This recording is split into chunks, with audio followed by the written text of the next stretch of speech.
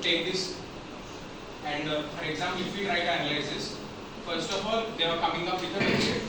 So they need to take care of all the logistics, all the go down and all the stock tracking and all. Because if they don't keep track of all this, automatically it will be a mess at the end. For example, they don't have stock of a specific product and it's still selling on the website. So they can't supply the product to the purchasers. So in this way, they try to manage all these things and become a multi-billion dollar company. So in this way, design thinking can be applied to many problems in our real life. So design thinking is a procedure in which we create a human-centric solution. Means you keep the human in mind, his needs, and keeping him in the mind, you design the entire solution.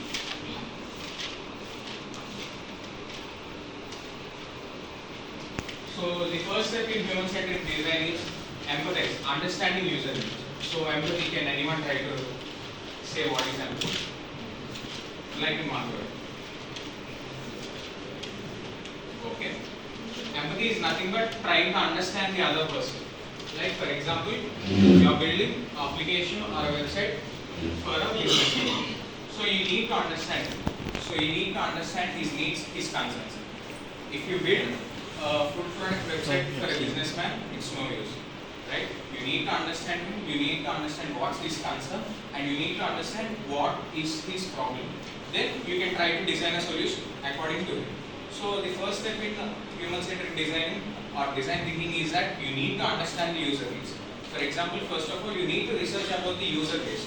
For example, if you are trying to build an Amazon similar site, the most of your buyers will be in the teenagers because they like to spend a lot of money online. So you need to understand the market, like how they are thinking, which kind of products are they getting attracted to, who could be your potential stakeholders and all. Stakeholders is nothing but those who are majorly contributing to your economy. So first one is user research. So then you need to map the complete journey of the user, like from beginning to the end, like how he would be able to log in, how he could order a specific product from your site.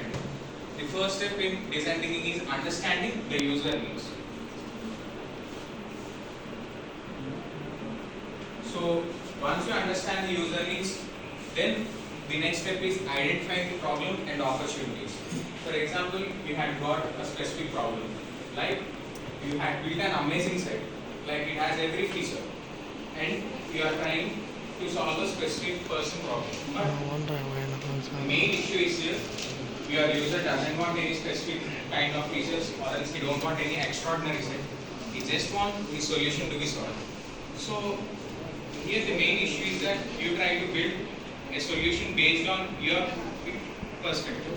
Instead of that, you need to try to build a solution based upon the stakeholders, users, and the problem perspective. So that at the end, you need to give a solution which is helpful to all. Like if you build an application for any problem and it's not relevant to it at the end, no one is going to use that app or application.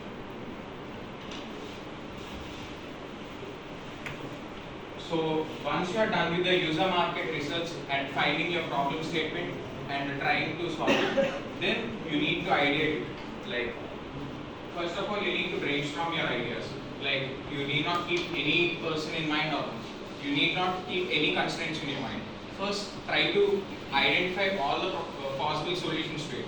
Like just for example, if you take supply and demand issue, what could be solutions? Supply and demand. It's a major issue. If you are able to build an application based upon it, and if you are able to solve the issue, you will be a millionaire in no time. Like anyone has any idea regarding it?